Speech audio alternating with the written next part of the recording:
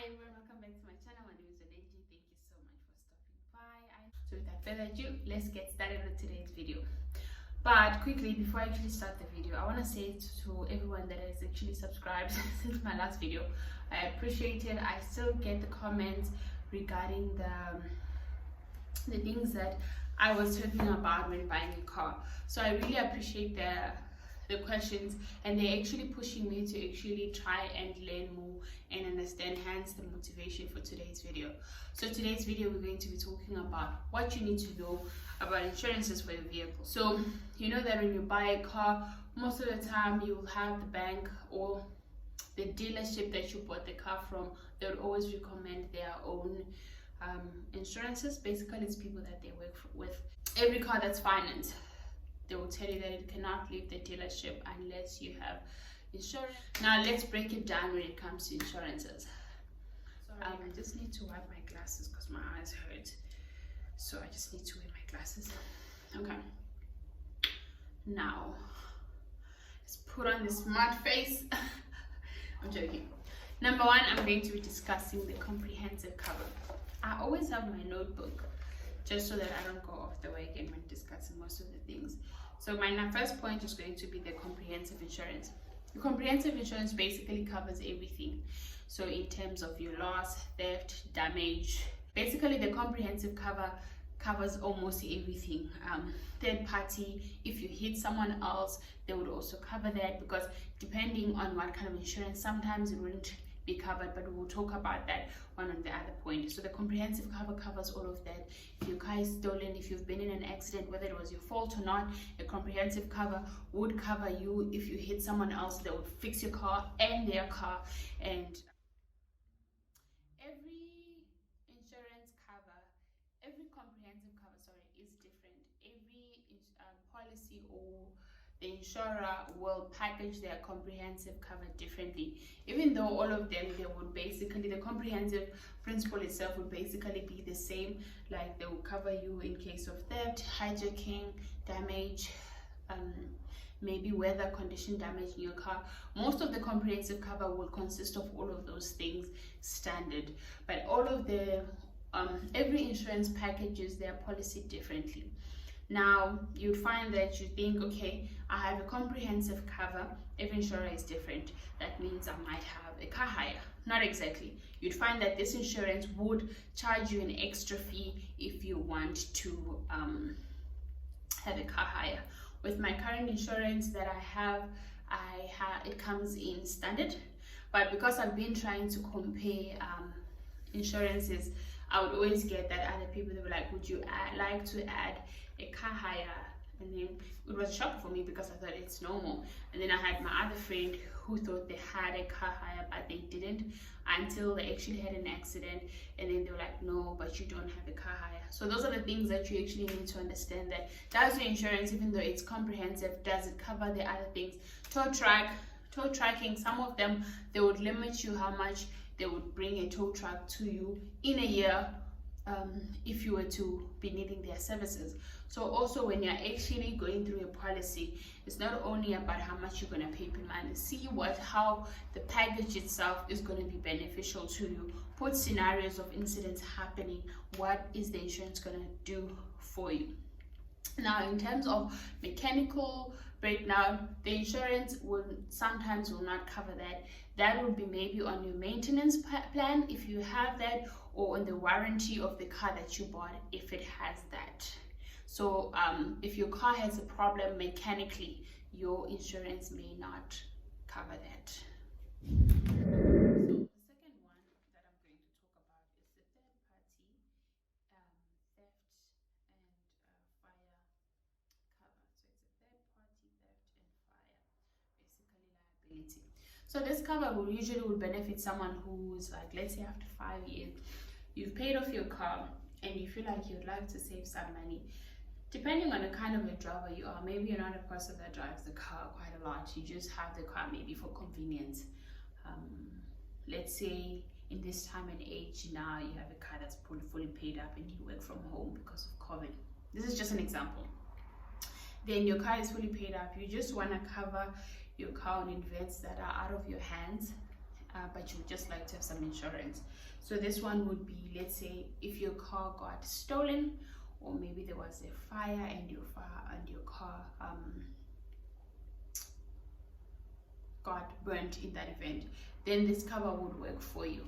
And then, but if let's say you are on the road, you got into an accident, this cover wouldn't be for you, the third party one. It's mainly to cover you only for those things. But if you are still paying off your car, the bank wouldn't allow you to actually be covered under that, or the requirements with the insurer yourself, they wouldn't take you if you want to have a third party while you're paying off your car. And then we have the other one, the third party only. Third party only is also a bit similar to the third party theft and fire cover. This one basically is, it'll cover you in the event where you may be in an accident, but it won't cover you. Let's say you bump someone else's car, then that would be covered in that third party cover. You wouldn't be covered. Also, again, the same option works for people who have their cars paid up. But when you are still paying off your car, the insurance that you're with, they're not gonna want you to be under that, because remember, in a case where if anything happens to a car, your insurance needs to be responsible for paying off the bank or paying you to get another car, depending again what type of cover you have. Because other insurances will be like, okay, Monengi, since you've been in an accident, this car is beyond repairable, so what we're going to do, we're going to pay off your car, whether paying the bank directly or paying you to pay the bank. But then if I only have third party, that wouldn't be covered. Hence, it's important that when you have a car that's still being paid off, you need to have comprehensive cover. Again, guys, this is just my little knowledge and my experience. So even though I've covered the basic definition of these covers, I also want to expand on my experience with my insurances currently. So another thing, that when you take an insurance, it will always be like depending what insurance you have. So I'll start my story again, continuing with my whole experience buying my car. When I first bought my car, initially the bank was like, okay, we need you to have insurance before the car leaves the dealer. Okay, cool, sure. So they had their own people call me and whatnot, and most of the quotations that I got, they were too expensive, so I had to quickly look for mine. In my case, I was lucky that I didn't have to just take any insurance then change it later. I still made calls on my own side, which is very much important. Make calls also on yourself. Don't only rely on the recommendations that the dealership will give you, because remember, these are the people they work with. So also try on your own, if you can, get a good deal and see how you can get a better deal. Like also that thing of hippo comparative, I think that's what it's called, I might be wrong, but they will give you different quotations that you can get, and then you will choose which one works for you. So in my case, I got a book, I got a different, I went online and checked for myself the insurances that some of my friends recommended, and I called them and I got a better deal compared to what the dealership had recommended. So when I got mine, remember, your premium is going to be also affected by different things that I actually want to talk about, which is mostly the main reason why I did this video. Your premium will be affected by, like, your premium will determine whether you're paying high or low based on your risk factor, your age, how long you've been driving, the car you are driving, the area you are living. So with my insurance, initially when I got it, they actually said for my Polo, remember, we could have the same car, we could be the same age, but we might not pay the same amount, even if we have the same insurer, depending on where we are living and our risk factors. So based where I was living, they kind of gave me a big access fee and then with low premium. Other people may be like, okay, you know what, I would rather have a low access fee and a high premium. Depending on how you are as a person, you feel like, you know what, I don't have this much money to cough up in an event of an accident. So therefore, I would rather pay more monthly than having to pay more in a case of an incident. For me, I was like, I'm not going to be in an accident like every day. So I could do with a higher excess fee and a reasonable premium, and which is the option that I went for. But now again, also, even me myself, with this thing of excess, I'm still learning. So when it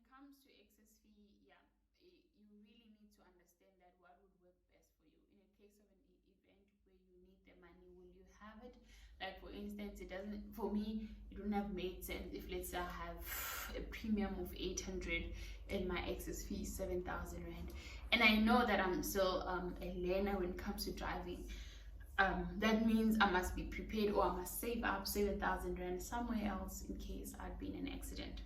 But also sometimes it depends with the accident. You need to remember that every time you're going to have an accident or claim, the insurer will say, okay, this is the closest place that you can go get the quotation, or you can go by yourself, and then send us the quotation and we'll tell you. So let's say you have this minor bump, like I had a minor bump, my fender, I had a fender, and then my quotation, all of those quotations were around about 5,000-6,000 rand, and then my excess fee is 5,000 rand. I didn't see the need for me to claim, because I was like, so you guys are only going to be 1,000 rand or 500 rand, and I'm paying the rest, and then you're going to label me as someone who's had an accident.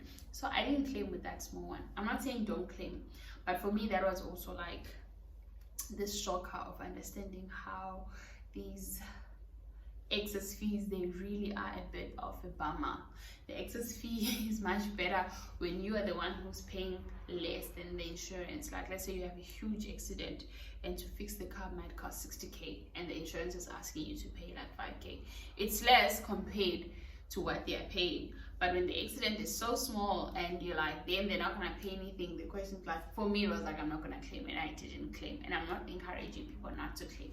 But another thing that I want you to know is that you need to understand what your insurance cover. In the case of an accident, do you have a car hire or a courtesy car, as you may call it, so that you understand where you stand. You don't want to be in an accident and then the insurance is like, but you didn't take the car hire. It doesn't come standard with us, it comes as an additional. That's the last point that I want to finish off before I say bye or close off this video. I want to talk about the shortfall cover or the gap cover. So your car, when you're insuring your car, most of the time you're insuring it for the value of what the car is. So if you're buying your car today and it's a 2020 vehicle, maybe let's say it's a 300,000 rand vehicle as you're buying it today. Now what you owe the bank is not that amount. So even though over time you're paying it off or the value of the car drops, the insurer will only pay off the value of the car. So depending at the time of the incident or whatever. Now a shortfall cover covers the rest of that amount. So if my car value or what I owe the bank is 300,000, I owe 350,000 rand to the bank, right? I've been in an accident and I'm telling my insurer that I would rather you pay off the bank.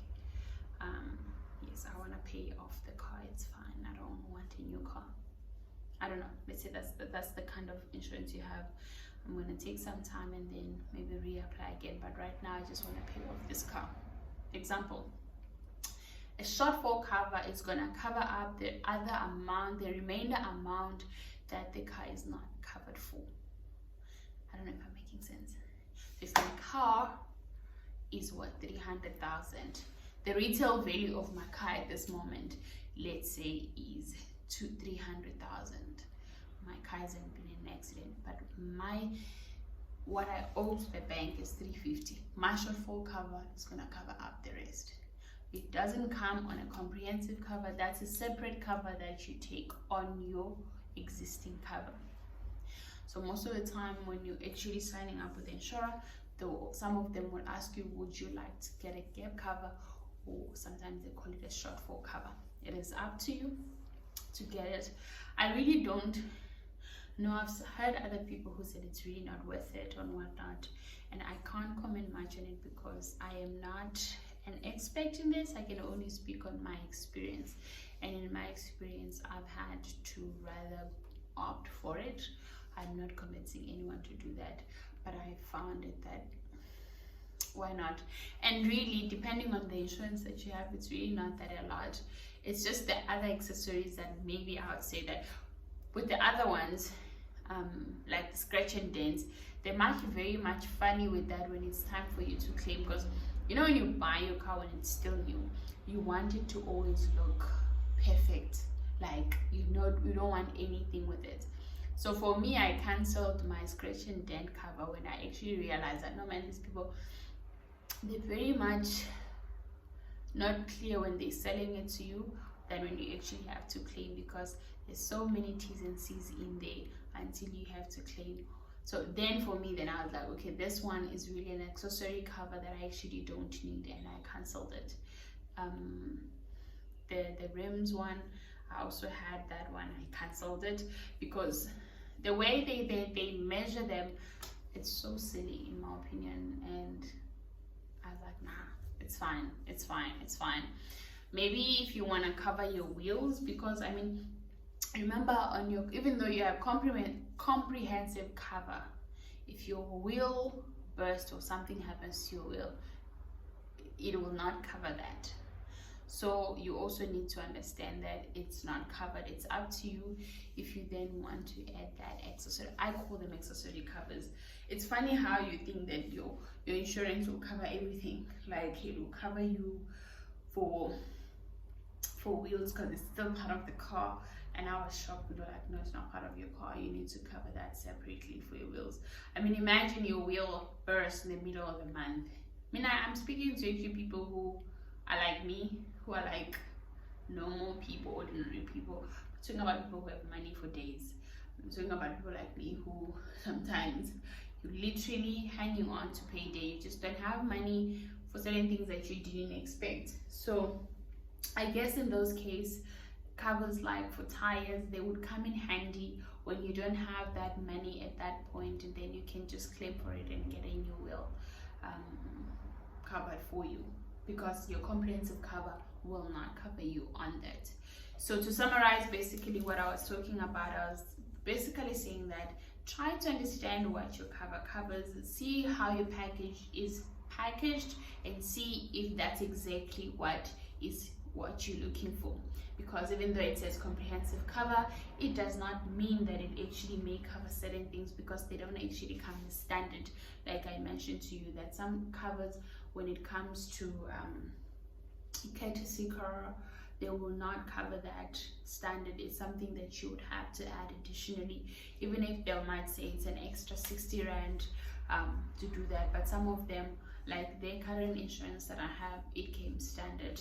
And then also I wanted to summarize, I also basically spoke about mechanical problems. Your comprehensive cover is not going to cover you if your car might have a problem due to mechanical breakdown. They might probably tow you, maybe let's say in the middle of the road, like you get that other insurances that they will tow you, that you have a guardian angel. Again, I'm not advertising for any insurance.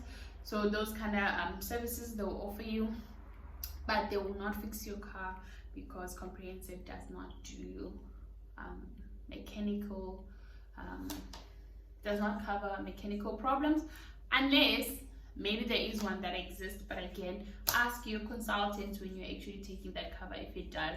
But if it doesn't, and if your car is out of warranty, I would suggest that have that as an additional cover. There's always those maintenance plans that you can pay for things like that. And also understand that how far, what are they covering for, what would you need to pay in a case of an event. Always give them scenarios that if this happened, how would you guys help me, so that you actually get a better understanding of what you are actually paying for. Then maybe if your car is still new, it's mostly going to have a warranty, and if any problem occurs that is a manufacturer problem, then they will deal with that. The only thing your insurer, if you have that tow tracking package on your cover, they will just probably take it there. And yeah, I will end this video here, and I hope this is helpful. Once again, thank you so much to everybody that has been subscribing to my channel. I appreciate it. I really do. It encourages me to actually feel like I'm actually not talking nonsense, and there are actually people who are finding this useful. So thank you so much. I appreciate it, and I'll catch you on my next video, and bye.